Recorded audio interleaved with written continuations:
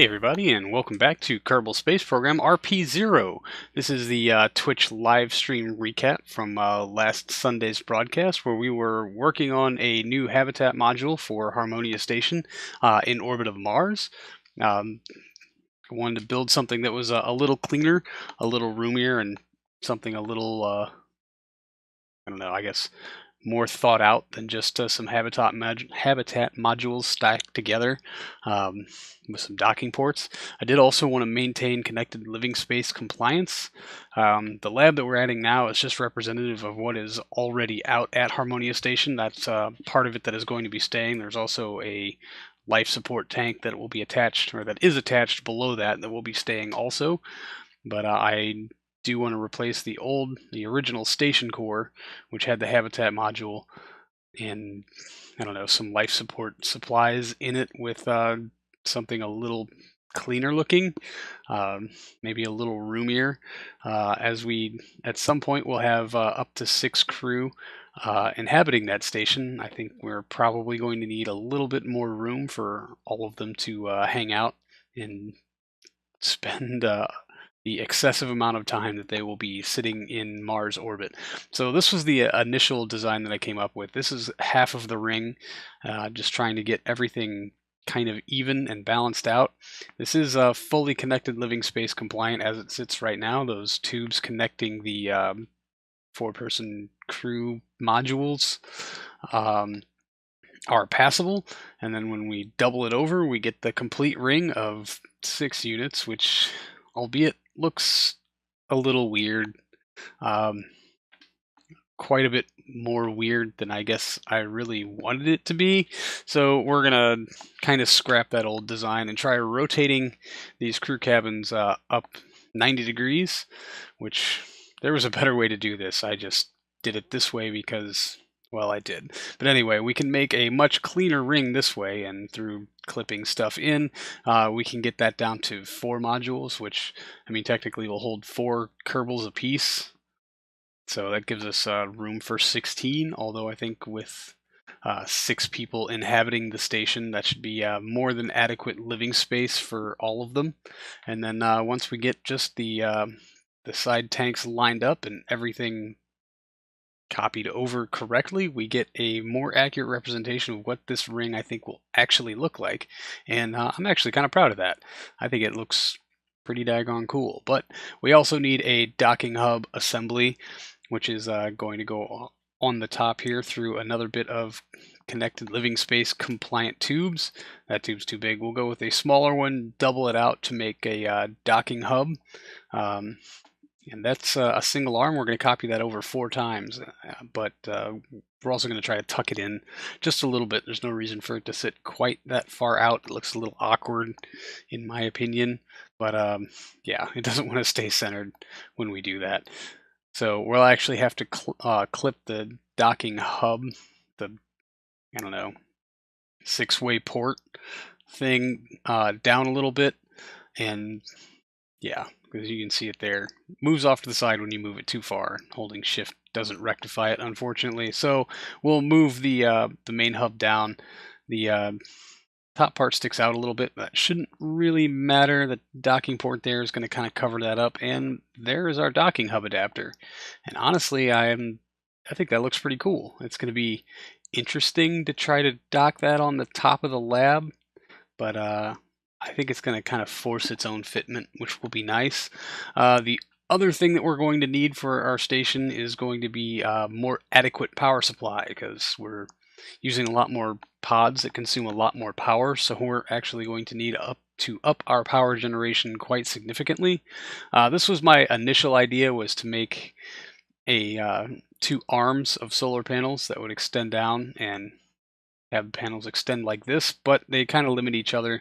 Only one side could be fully exposed at a time, so there's no real point in copying over 2 of them, and I don't know if these 4 panels are actually going to be enough. So, and obviously it does increase our part count quite significantly. I mean, I guess significantly is not the right word. It's a lot of parts, and it doesn't necessarily need to be. And it was suggested by the chat that we just take 2 of these big panels, use tweak scale to bring them up to about 200% and just stick them on the side of the lab, which means a Kerbal is going to have to go EVA and actually remove them from the hab where they will be transported, and then reattach them onto the laboratory module itself, hopefully in such a manner that it does not interfere with the docking ports, which would be tragic. But we do need to know what kind of power we can expect to see out of these when we are on site, and then kind of figure out if that's enough. But we also, well, let's just take it outside and run a test. See if it'll let us. Oh yes, it's pre-launch counter.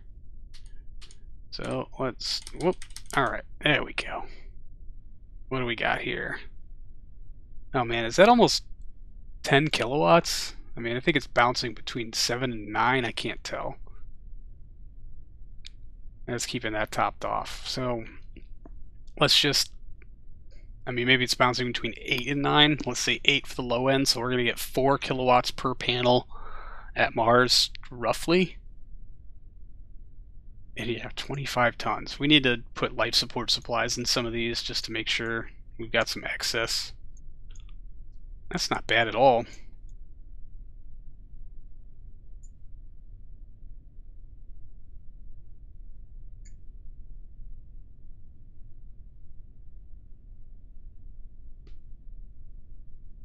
I can't tell if that's bouncing between 7 and 8 or 8 and 9.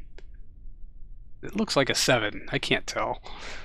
Anyway, it's working. That's lots of power generation. We got so much battery. We're doing great. Okay. That's not bad. Revert VAB. And then back into the VAB with the power situation kind of figured out. We do need to balance some life support in all 4 of our pod things, but I figured first we'd try to figure out where these are going to go in transit, just for the time being. It will be a temporary mount, so no real worries about obstructing the door. The other problem is that if we build out the launch or the transport capture stage below the habitat, it only leaves the docking port free at the top of the habitat to attach to, which would result in this configuration once we get on site.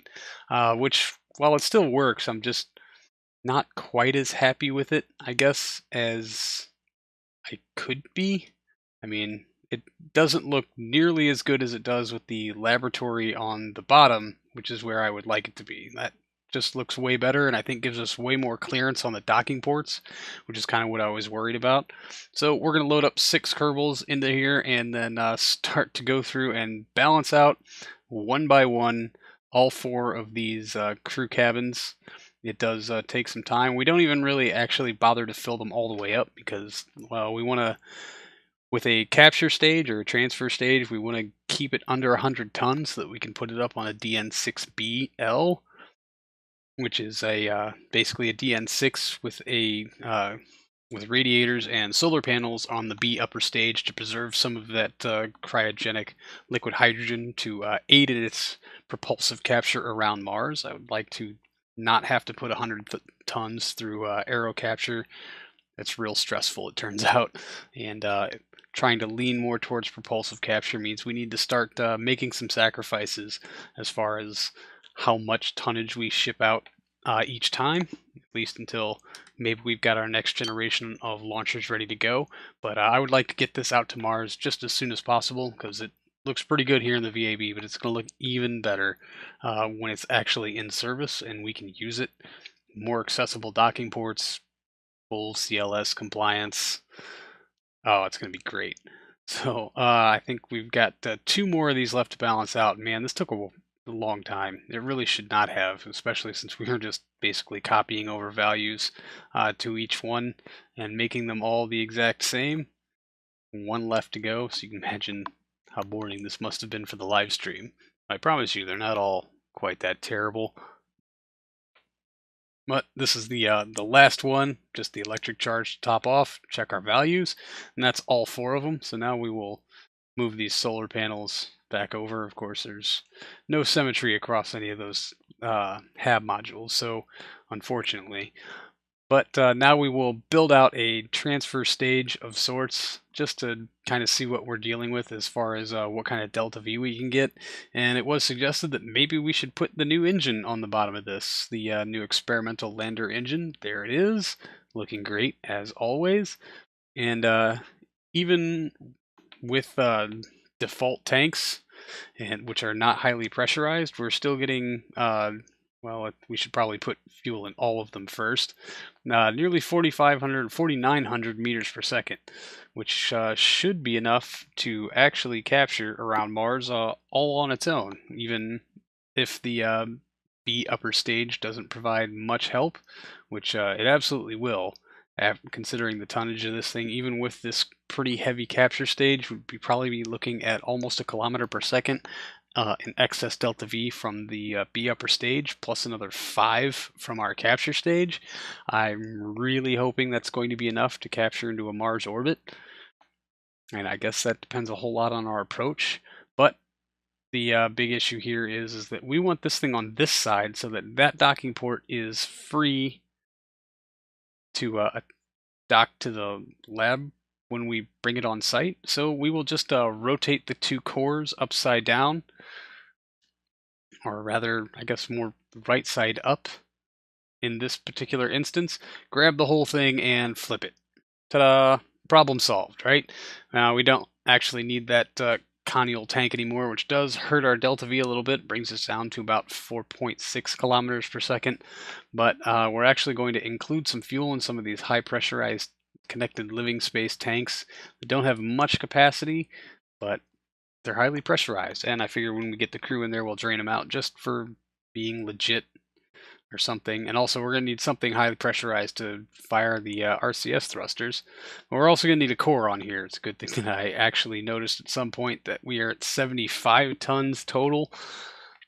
And yeah, we've got support for about 30 tons on the habitat module itself, which actually comes in at only about 25 tons or so all on its own.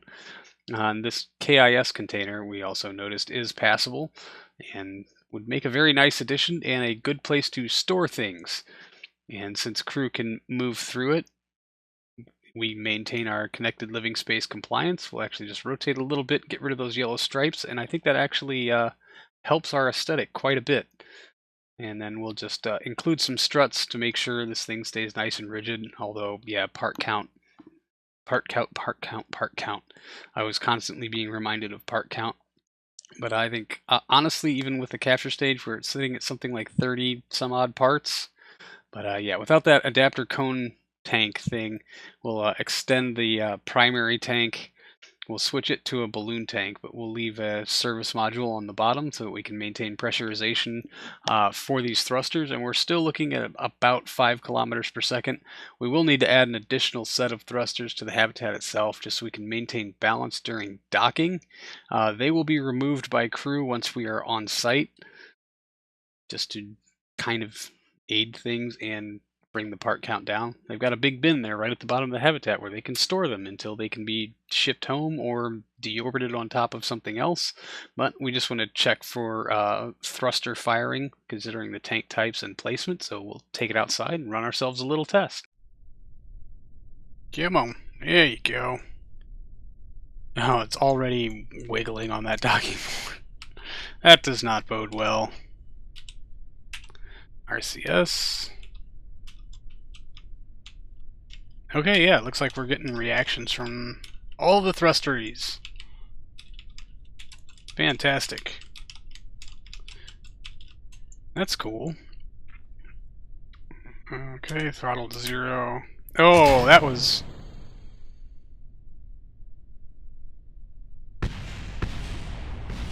How... The tanks blew up, but the engine is fine. Hold on. I need to... Oh, yeah, he doesn't have a wrench anyway, so it's not going to matter. Oh well. Alright. Revert, VAB. And with all thrusters firing and having satisfied our requirement for at least some explosions during this live stream, we'll take a very brief look at our RCS build aid and decide that this is going to be absolutely ridiculous. It's not going to be very fun to balance this thing, but I think we will relocate our solar panels to the transfer stage. That will be hanging out with us until a crew shows up anyway, just to make sure. It will probably have to dock to something else for its deorbiting, as we have enough fuel in it right now to hit the maximum allotted runtime on that advanced lander engine.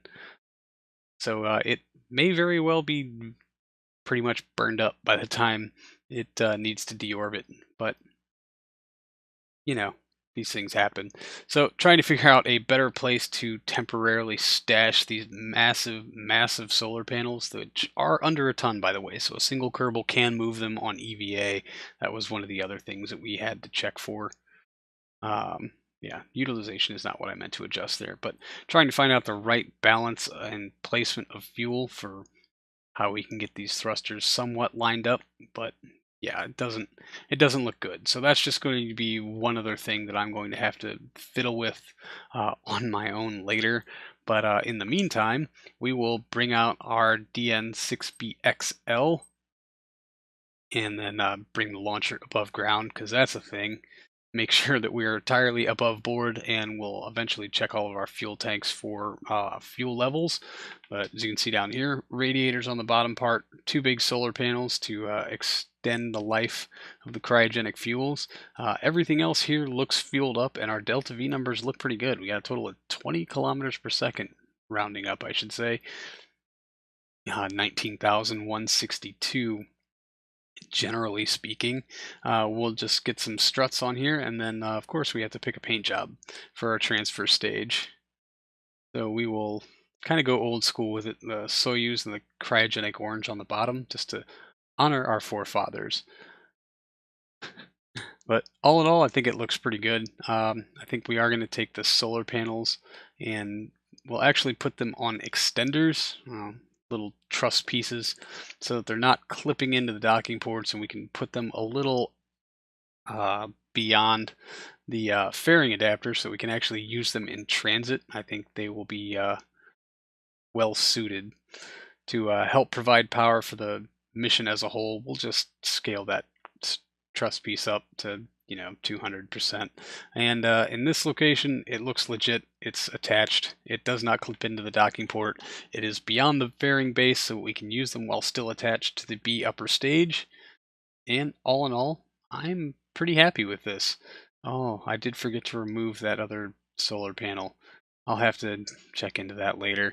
But more launch clamps, because we're going to need those. But roundabouts, this is going to go through a launch test. I'll probably take care of that on my own, and then we'll get it in the build list and ready to box it up to Mars. So that's going to do it for this one, everyone. Thank you so much for hanging out. I really do appreciate it, and I'll see all of you in the next one. So until then, see you later.